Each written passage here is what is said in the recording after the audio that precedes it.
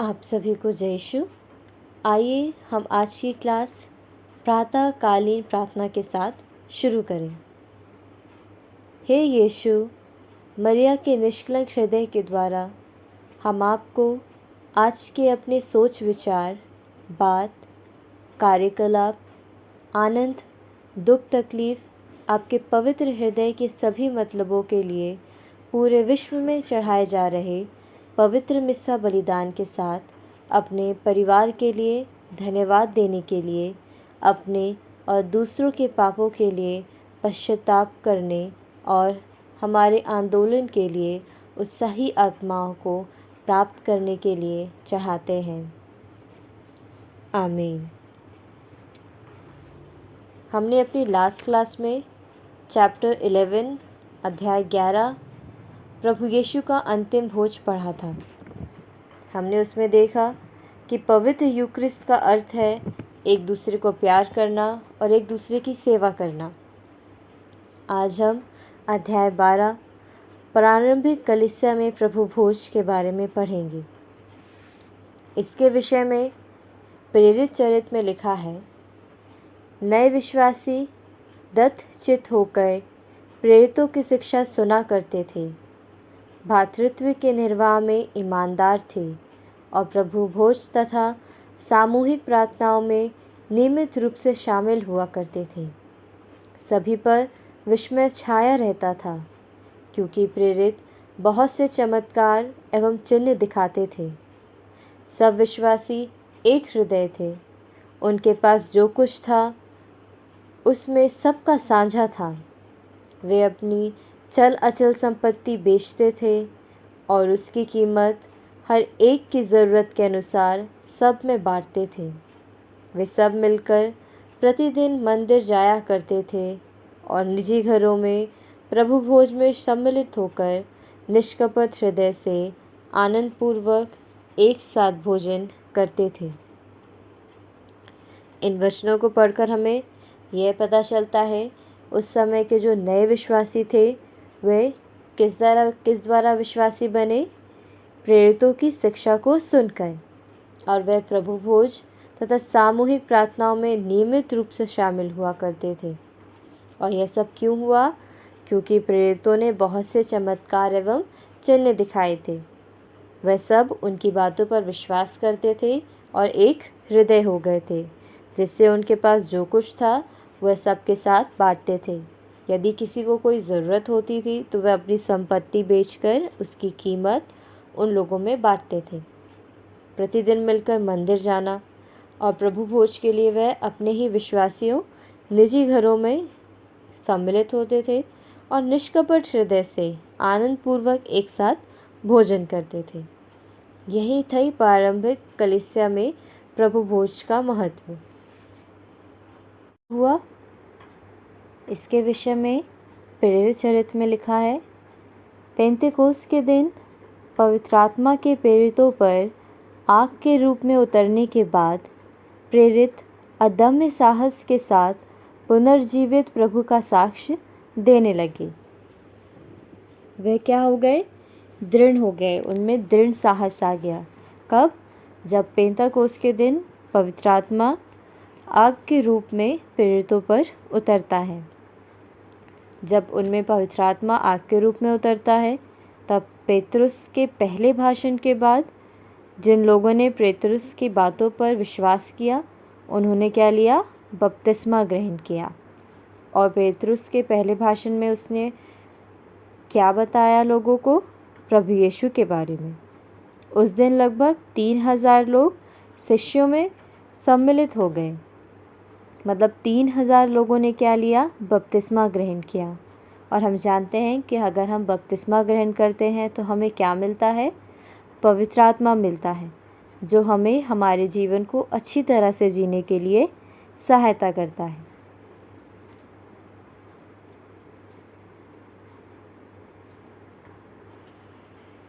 इस प्रकार 12 प्रेरितों के साथ अन्य लोग भी यरूशलेम मंदिर में प्रार्थना करते थे, क्योंकि उस समय क्रिस्तीय विश्वासियों के लिए अलग गिरजाघर नहीं था और विश्वासी लोग यहूदी ही थे। पहले जब उन्हें पेंताकोस्त के दिन के पहले जब उन्हें पवित्र आत्मा अग्नि के रूप में नहीं उतरा था, तब क्या होता था? सिर्फ 12 शिष्य ही उनके प्रार्थना करते थे।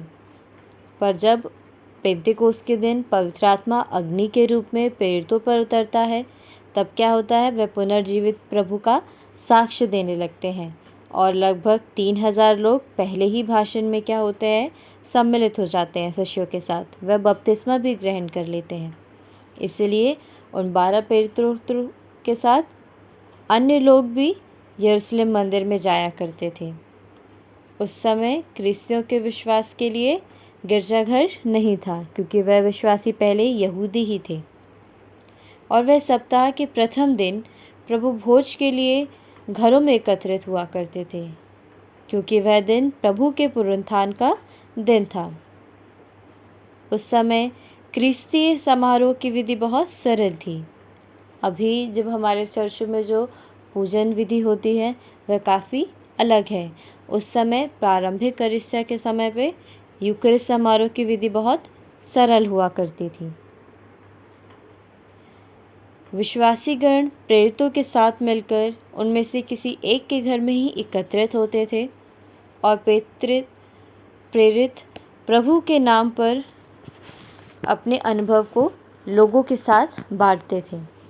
विश्वासी अपने पापों पर पश्चाताप करके प्रभु भोज में भाग लेते और ईश्वर का स्तुति गान करते थे। पवित्र यूक्रिस्ट मात्र एक समारोह अथवा अनुष्ठान नहीं था, बल्कि विश्वासियों के जीवन का केंद्र था।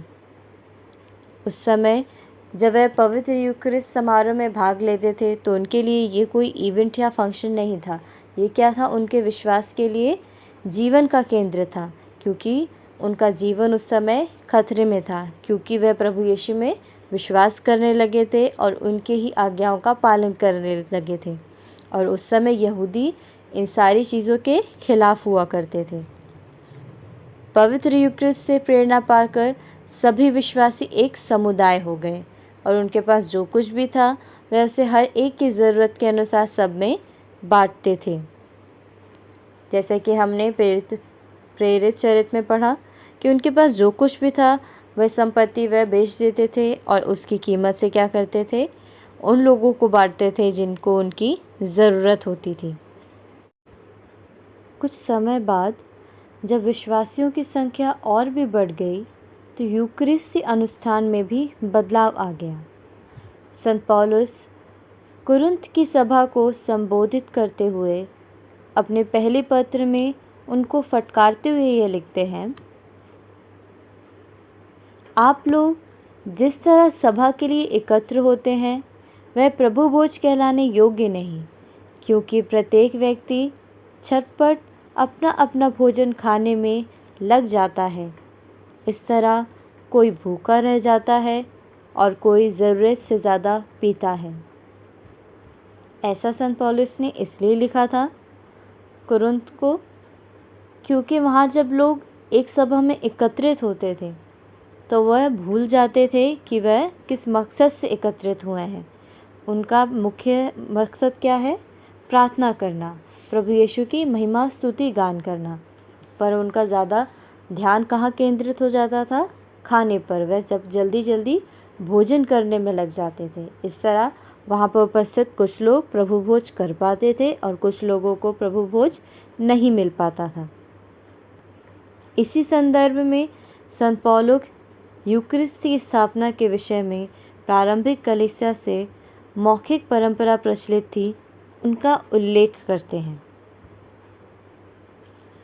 मैंने प्रभु से सुना और आप लोगों को भी यही बताया कि जिस रात को प्रभु यीशु पकड़वाए गए उन्होंने रोटी लेकर धन्यवाद की प्रार्थना पढ़ी और उसे तोड़कर कहा, यह मेरा शरीर है, यह तुम्हारे लिए है, यह मेरी स्मृति में किया करो। इसी प्रकार ब्यारी के बाद उन्होंने प्याला लेकर कहा, यह प्याला मेरे रक्त का नूतन विधान है, जब जब तुम उसमें से पियो तो यह मेरी स्मृति में किया करो। हमने अपने लास्ट चैप्टर में ही पढ़ा था कि ये क्या है? प्रभु के अंतिम भोज के समय की बातचीत है, जब प्रभु उन्हें कहते हैं कि यह मेरा शरीर है और यह मेरा रक्त है। इसी विषय को आगे बढ़ाते हुए पौलुस कुरिन्थियों को याद दिलाते हैं कि यूकरिस्ट का सही अर्थ क्या है। इस तरह कुरिन्थियों में लिखा है, इस प्रकार जब जब आप लोग यह रोटी खाते यह प्याला पीते हैं तो प्रभु के आने तक उनकी मृत्यु की घोषणा करते हैं। इसलिए जो अयोग्य रीति से यह रोटी खाता या प्रभु का प्याला पीता है वह प्रभु के शरीर और रक्त के विरुद्ध अपराध करता है। अपने अंतःकरण की परीक्षा करने के बाद ही मनुष्य वह रोटी खाए और वह प्याला पिए। जो प्रभु का शरीर पहचाने बिना खाता और पीता है वह अपनी ही दंडाज्ञा खाता और पीता है। यह इसलिए लिखा गया है क्योंकि जब भी हम परम प्रसाद ग्रहण करते हैं हमें उसे किस तरह ग्रहण करना है, योग्य रीति से। मिस्सा पूजा बलिदान के प्रारंभ में ही हम अंतःकरण की जांच की प्रार्थना करते हैं। हम वहाँ पे अपने पापों को स्वीकारते हैं और यूकरिस्ट समारोह में भाग लेते हैं। अगर हम ऐसा नहीं करते हैं तो हम क्या करते हैं, पाप करते हैं। हमें अयोग्य रीति से परम प्रसाद ग्रहण नहीं करना है, ना कि यूकरिस्ट में भाग लेना है। हमें अपने मन को और अपने पापों को क्या करना है, साफ करना है।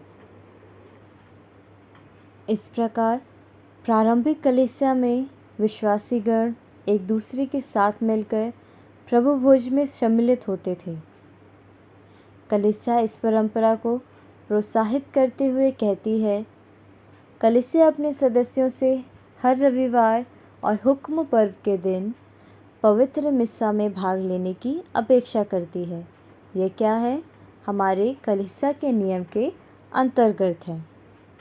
इस प्रकार हमारा ये चैप्टर एंड होता है। Let's see exercise questions. First, रविवार के दिन प्रभु भोज क्यों मनाया जाता है? इसलिए मनाया जाता है क्योंकि वह दिन प्रभु के पुनरुत्थान का दिन है। सेकंड क्वेश्चन, प्रारंभिक कलीसिया में विश्वासियों का जीवन कैसा था? तो हमने पाठ में देखा कि उनका प्रारंभिक कलीसिया में विश्वासियों का जीवन कैसा था। वे प्रभु भोज और सामूहिक प्रार्थनाओं में नियमित रूप से शामिल हुआ करते थे। वह 12 प्रेरितों के साथ यरूशलेम मंदिर जाया करते थे क्योंकि उस समय उनके लिए अलग से मंदिर, गिरजाघर का निर्माण नहीं हुआ था। थर्ड क्वेश्चन, कुरिन्थ की कलीसिया में प्रभु भोज को लेकर क्या विवाद हुआ? वहाँ पर यह विवाद हुआ कि प्रत्येक व्यक्ति झटपट अपना अपना भोजन खाने लगता था। इस प्रकार किसी को अधिक भोजन मिलता था और किसी को कुछ भी नहीं मिलता था। लास्ट क्वेश्चन, प्रभु भोज के विषय में प्रारंभिक कलीसिया की मौखिक परंपरा क्या थी? जिस रात को प्रभु यीशु पकड़वाए गए उन्होंने रोटी लेकर धन्यवाद की प्रार्थना पढ़ी और उसे तोड़कर कहा, यह मेरा शरीर है, यह तुम्हारे लिए है, यह मेरी स्मृति में किया करो। इसी प्रकार ब्यारी के बाद उन्होंने प्याला लेकर कहा, यह प्याला मेरे रक्त का नूतन विधान है, जब जब तुम उसमें से पियो तो यह मेरी स्मृति में किया करो। इस तरह हमारा ये पूरा एक्सरसाइज भी एंड होता है। आइए हम आज की क्लास को प्रार्थना के साथ समाप्त करें। हे प्रभु यीशु, हम आपको धन्यवाद देते हैं क्योंकि आप हमारे लिए मानव बनकर इस संसार में आए। हमें ऐसी कृपा दीजिए कि हम हमेशा आपसे जुड़े रहें और अच्छे फल उत्पन्न करें। आमीन। आप सभी को जय यीशु।